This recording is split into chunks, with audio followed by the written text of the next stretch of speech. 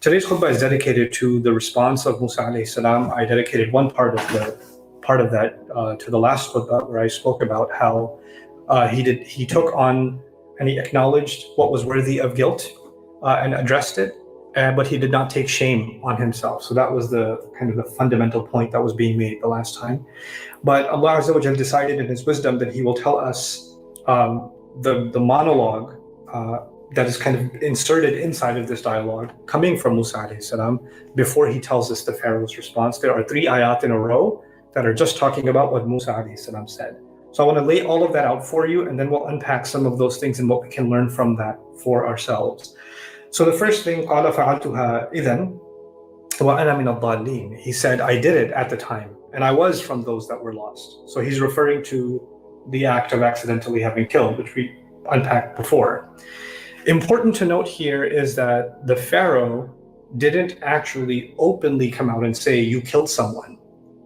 He didn't say, قَالَ قَتَلْتَ نَفْسًا وَأَنْتَ مِنَ الْكَافِرِينَ. You killed somebody and you're denying it. Or you're from those who deny. He said, قَالَ وَفَعَلْتَ فَعْلَتَكَ الَّتِي فَعَلْتَ. You did that act of yours that you did. Now when you tell somebody, you know what you did, right? You did that thing that you did. You didn't spell out what they did, right? And so why would somebody do that? Why would somebody purposely make the accusation ambiguous and not spell it out?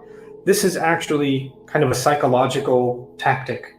And the reason it is done is to make someone feel like, listen, what you did is pretty humiliating. And there are some people here in the room that may not know the whole story. But if you want, I can humiliate you further and unpack the entire thing, right? And it's almost as if the person that is being spoken to is hearing, he just said, I did the thing that I did, but he didn't come out and say it. I bet he's going to say, you start fearing or getting anxiety that he's going to open it up. He's going to unveil that ugly secret.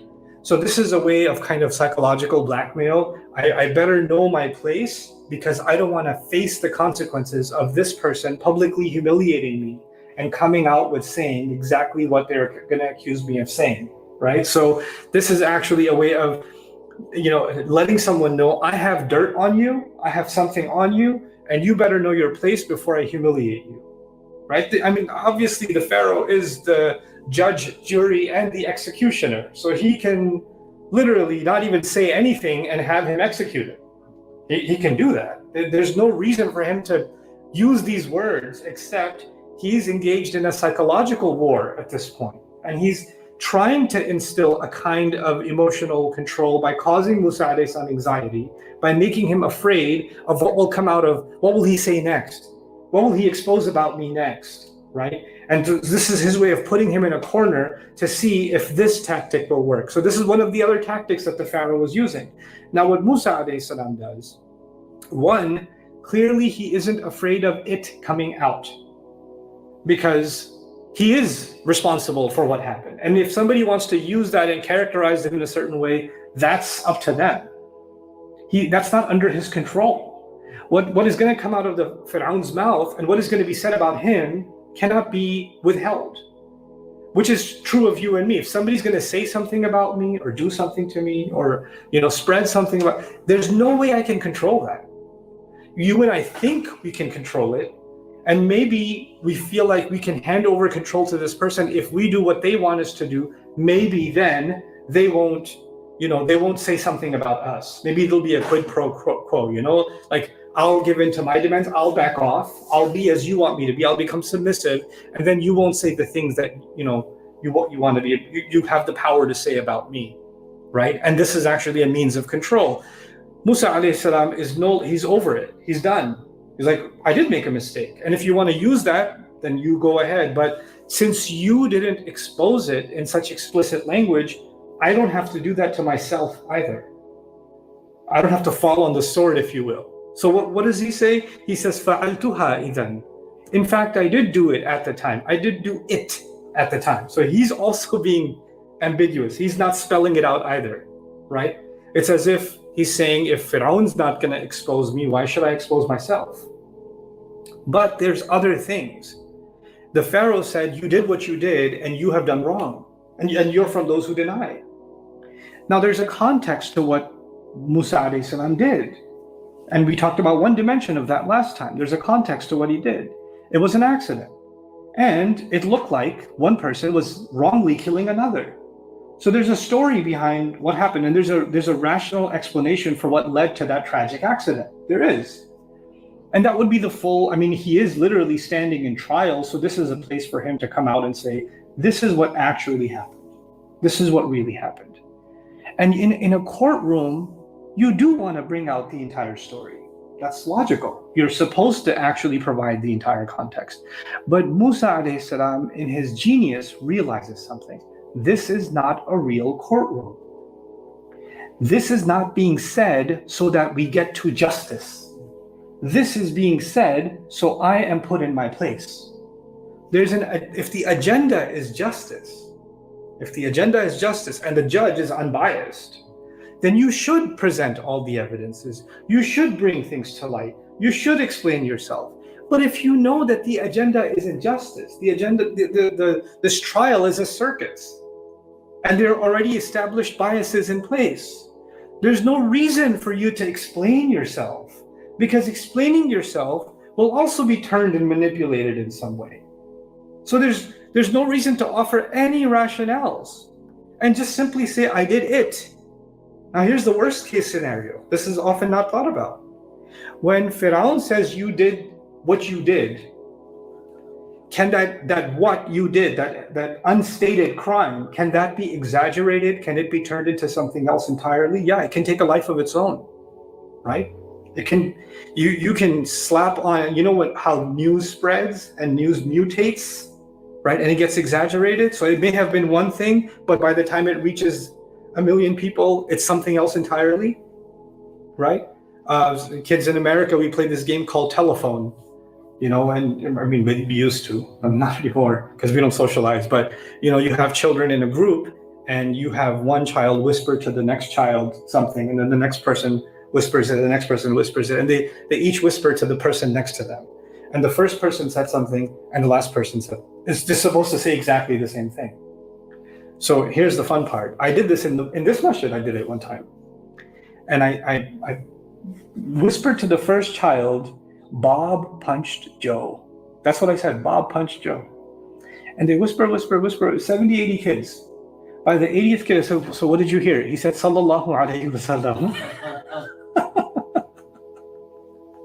So when word travels, people mishear, things get exaggerated, everybody adds their own little thing. I think that's what I heard. Must have been something aside. I don't know what the transformation process was or where things got lost, but talk about isnad, right? So the point is, when he says you did what you did, the Pharaoh may have some very exaggerated claim in mind.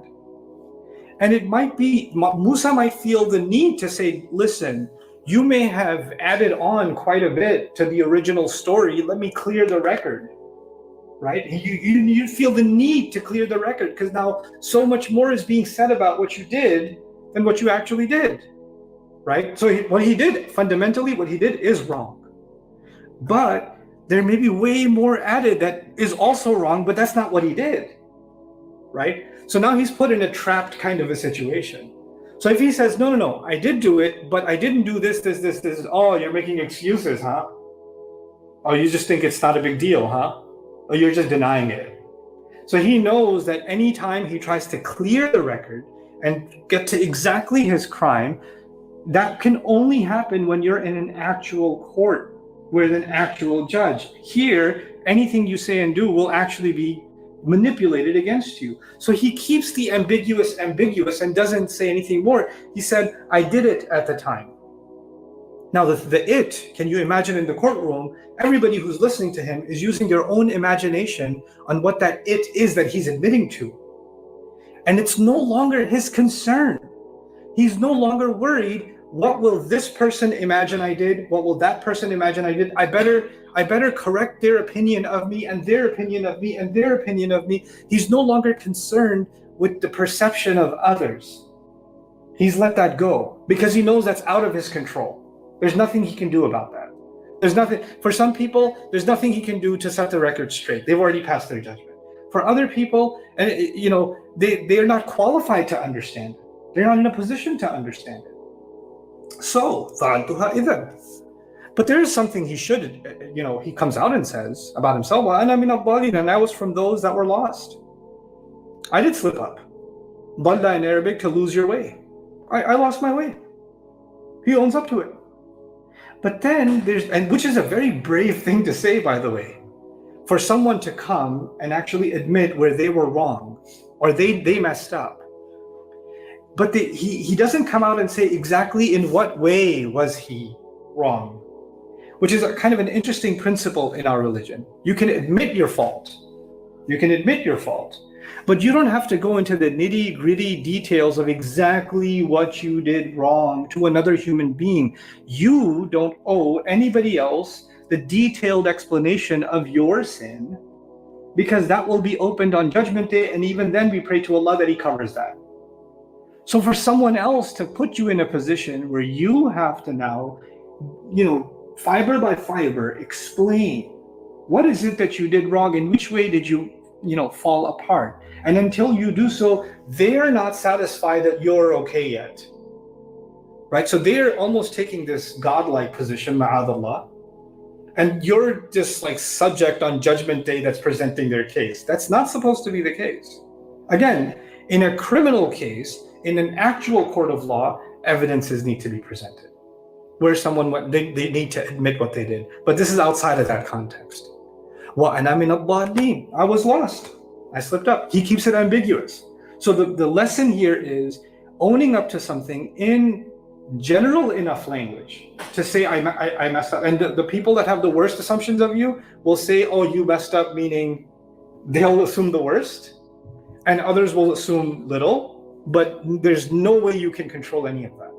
And you have to accept that. This is something Allah Azza wa Jal made as a reality in this life. I'm also reminded of the ifk on Aisha radiallahu ta'ala anha in the Madani life of the Prophet sallallahu alaihi wasallam, when there was a slander made against her, right? And Allah, it spread so far that even her words were, وَالنَّاسُ يُفِيضُونَ فِي قَوْلِ أَصْحَابِ الْإِفْكِ, in the Bukhari narration, that people they had poured themselves into the words of the people that started the slander. And ifk actually means something bent. And if the bent thing continues, it gets more bent and more bent and more bent, right? So what was being said about her was getting more exaggerated, and worse and worse. And so many people are talking, and every conversation is different. How is she going to manage any of that? Allah just gave her this comfort in His words when He said, لِكُلِّ امْرِئٍ مِّنْهُمْ مَكْتَسَبَ مِنَ الْإِثْمِ. For every one of them that's slandering you and having those assumptions and having those conversations, they get their share of the sin. So somebody exaggerated a lot, they'll get a lot of the share. Somebody exaggerated a little, they get a little share. Somebody didn't spread it, they get no share. Somebody just passed it on, they get some share, depending on who did what. You can't keep track of that, because a person becomes so paranoid. What did this person think? What did this person say? What did this person say? And this is what's become, our obsession with the comment world, right? So the moment you are checking for validation, what are you looking for? And did somebody say something good about me or bad about me in the comments, right? Because social media has become kind of our check for where we stand in life, our worth in life, which is a pretty tragic place to be. So he says, وَأَنَا مِنَ الضَّالِّينَ, and then he admits something even more vulnerable about himself. He says, at the time, as a result, I ran away from all of you. I escaped from you. And this is him admitting that he was in a place of fear when he ran away from Egypt. فَفَرَرْتُ مِنْكُمْ لَمَّا خِفْتُكُمْ, when I used to be afraid of you. And that statement is also pretty powerful because he's now ready to confront them.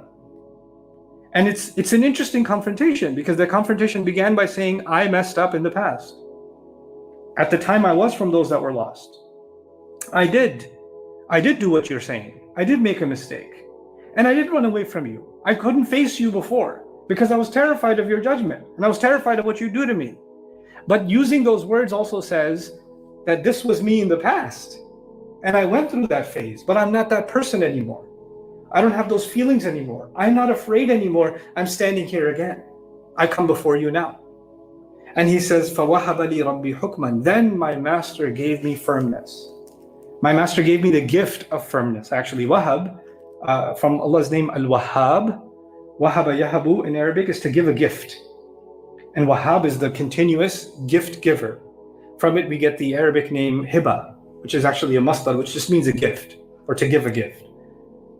And the idea is that he understands that the ability to make a strong decision and to stand on firm ground, hukum actually means decision. It also means wisdom. It also means the ability to make strong decisions, to have strong will. A person with hukum is a person with strong will.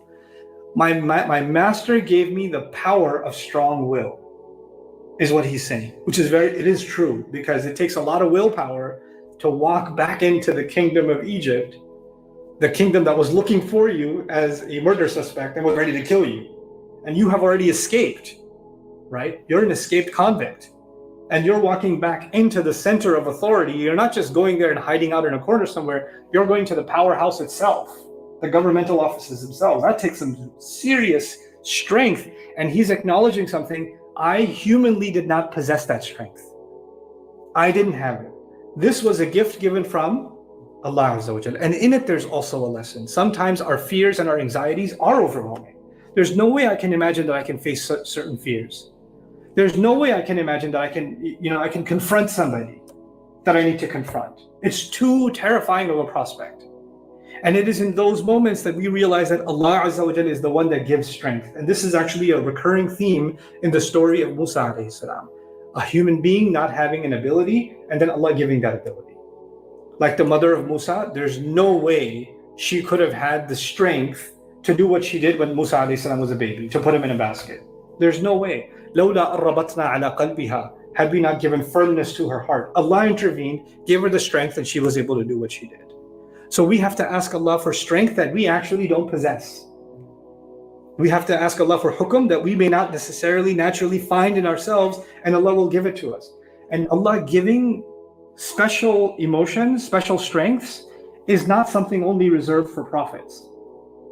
Allah descends from the skies, special abilities, special strengths, special innate qualities, or special qualities that are not innate, that He sends from the skies for His believers. Like He says in Surah Al-Fath, أنزل السكينة في والذي أنزل السكينة في قلوب المؤمنين ليزدادوا إيمانا مع إيمانهم. He says He's the one who sent down calmness into the hearts of believers so they could have a faith on top of the faith they already had. Because they were so angry that the Prophet ﷺ had signed Hudaybiyah. They were so angry they couldn't control their rage. What did Allah do? Allah sent a calmness from the sky that humanly wasn't possible. And Allah put that in the hearts of every Sahabi. So what I'm trying to get at is, at the right moments when we have a faith with Allah Azza wa Jal, He will empower our hearts and He will guide our hearts to the emotions that they need to have in the moment. This is what Allah says also in open terms in Surah Al-Taghabun, وَمَنْ يُؤْمِن بِاللَّهِ يَهْدِي قَلْبَهُ. Whoever has true faith in Allah, Allah will guide their heart. Allah will guide that person's heart. So this is what Musa alayhi salam is acknowledging. فَوَهَبَ لِي رَبِّي حُكْمًا. And then on top of that, وَجَعَلَنِي مِنَ الْمُرْسَلِينَ. And He made me from those that have been sent. He sent me on this mission now. I didn't come here on my own. I have a purpose for which I'm here. And this is the other thing. Confrontation, not for the purpose of confrontation. He's not coming back for the purpose of just having, drama. He's not self-annihilating either. He came back because He was on a mission. Some people love confrontation. Like, I'm just being real. No, you be real for a purpose. Like, is there a reason you're being real? Is there a purpose? Is there a benefit to yourself, to someone else? Is there a prevention of some kind of harm? What reason, what compelled you to engage in a confrontation? Confrontation itself is neither good nor bad. It's the intent behind confrontation. For what reason? What are you hoping to accomplish with a confrontation? You see? Now, some people avoid confrontation at all costs. I'm actually one of those people. I try to avoid confrontation at all costs, right? And that's actually a weakness too. You have to overcome that and realize some situations demand a confrontation. Because without it, you are not able to attain a fundamental purpose. You have to, if the purpose requires that you confront the situation, then you have to confront the situation and get out of your comfort zone. And to say what may be scary. He has to say some pretty scary things. Admitting your own fault is pretty scary. Admitting that you did something wrong is pretty scary, and that too in front of someone who can harm you. He's not just doing it casually sitting by a fire in the desert. He's doing it in the court of the Pharaoh. That's scary stuff. But it takes hukm to do that. And it takes purpose to do that. Where did the strength of will come from? It came from the purpose, meaning Allah has given him the purpose of being sent to. It's much bigger than you. There are people that have been enslaved by the Egyptians, and they need to be freed, and you are my ambassador to go free them. So he says to the Pharaoh now. Now this is the remarkable thing we'll end with today. وَتِلْكَ نِعْمَةٌ تَمُنُّهَا عَلَيَّ أَنْ عَبَّدْتَ بَنِي إِسْرَائِيلَ. And that in fact is a favor you did bless me with. You did, in fact, do a tremendous favor to me. What is that favor that Allah... So Musa is saying to the Pharaoh, Moses is saying to the Pharaoh, you did, in fact, do me a huge favor. What favor is that? You raised me here. Remember the Pharaoh said, didn't we raise you here all these years? He brought that up in the beginning. And didn't we keep you here since you were a baby? He's acknowledging that now. He's acknowledging it and saying, so I am in no denial that you put a roof over my head. I'm in no denial that the food I ate every single day was because you provided it. You allowed me to have that. You gave security to my mom. You gave security to my family. You gave me security. You raised me here. You educated me here. You allowed me to live the life of a prince here. That is, in fact, and you made sure that I'm taken care of in every way. None of it is being denied, which is, again, a remarkable thing from many perspectives. Here you have two people that you couldn't think are, like when you think of Musa, Pharaoh in the Quran sense, you think of two people on the opposite ends of, like the hero and the villain, right? That's what you think of, two opposing parties, diametrically opposed to each other, the good versus the evil. But life is more complicated than just good and evil. So yes, when it comes to Iman and Kufr, this side is good, this side is evil. But when it comes to other matters of life, he took care of him, provided for him, gave him love too, protected his family too. He did that. That is a fact. And it cannot be denied. It cannot be denied. What is our tendency as people? Either you see somebody as all good, or you see somebody as all bad. So you are willing to wipe away all the good they did also. Or if you see good in them, or you see bad in them, then all the bad is all the good is gone. If you see good in them, then all the bad. No, it's not that bad. You blind yourself to the red flags and the bad that's going on. No, but look at all the good they do.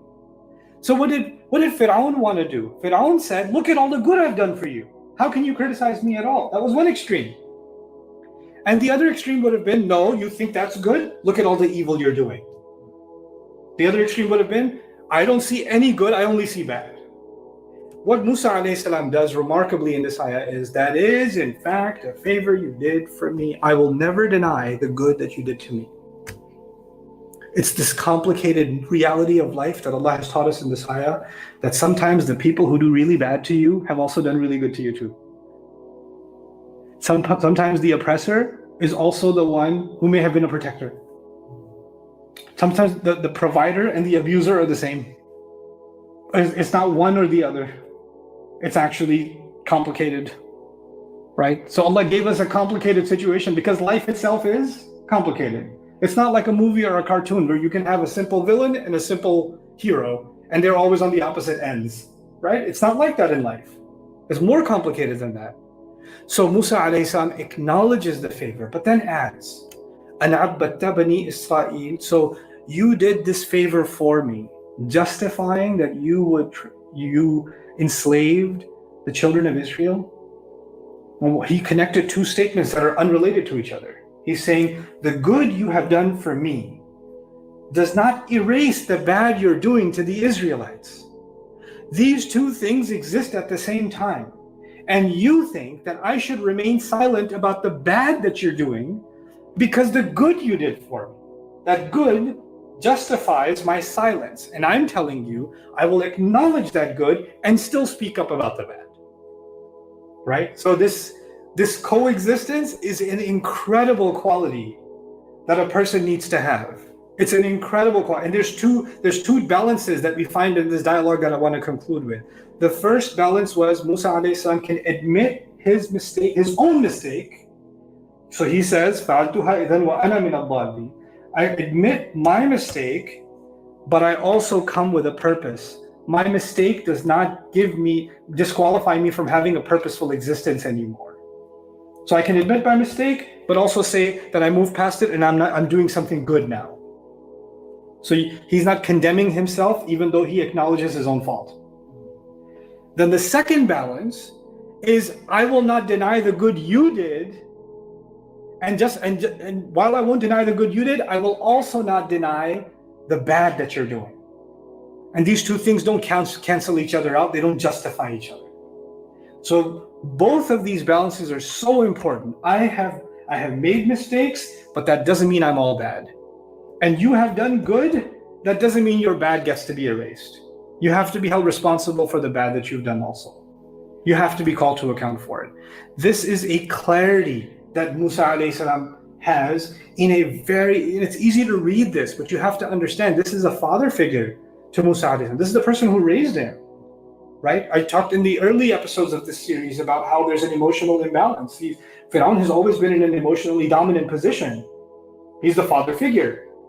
So you're in a pressured position, and he has to maintain this balance inside of himself, not condemning himself, but also not condemning his father figure, and also not having an overly righteous picture of himself, and not overly being grateful to his father and being blind to, or father figure, and being blind to the wrongs that he's been doing. It's a remarkable balance that's been taught to us in life, because you and I are going to face situations where this is going to be put to the test. It's not an easy test to go through. It's absolutely not an easy test to go through. And nobody wants to be confronted with reality, and definitely Pharaoh is not going to like having been confronted with reality in that way. He wasn't able to make Musa alayhi salam sway. Musa alayhi salam, in these few words, demonstrated that remarkable balance, because you see, and I'll explain this inshallah in coming khutbahs, a manipulative person will try to use emotional language, because once you become emotional, you're no longer logical, right? A manipulative person will try to make you angry. For example, once you become angry, you can't think straight, right? A manipulative person will make you feel ashamed. Once you feel ashamed, you can't be reasonable anymore. You're wobbly. Your emotions have been shaken, right? And the moment they are able to get to you emotionally, you are in their playing field. Now you're basically caught in their trap, and they get to play with you according to their rules. But an emotionally manipulative person is speaking, Pharaoh is speaking, emotionally manipulative, and Musa alayhi salam is able to maintain logical responses. He's able to see the emotional tactic and say, no, let's balance it. Right? No, I won't accept the shaming. I'll accept the guilt, but I'm not going to accept shaming. You won't take me down that rabbit hole. And I will balance it out. And I'll say I'll still have a purpose. You will make me feel grateful to you, like I should be grateful. Yeah, but I'm grateful to you, but that doesn't mean that emotion of gratitude is going to balance out or wipe away the crimes that you're committing. So he remains logical. And nothing is more offensive to a person who's trying to get you to be emotional than you remaining logical. Like if you can maintain your sense, keep your cool, then they're going to start losing their mind. I'm not able to make this person shake. I'm not able to manipulate this person, because they're standing their ground. And that's actually one of the most remarkable things we're learning from Musa alayhi salam in these intense, emotionally taxing conversations, that we're supposed to maintain our logical, our rational composure. So with that, inshallah ta'ala, I'll conclude today's khutbah. Barakallahu li wa lakum fil Qur'an al-Hakim wa nafa'ani wa iyyakum bil ayati wa dhikr al-Hakim.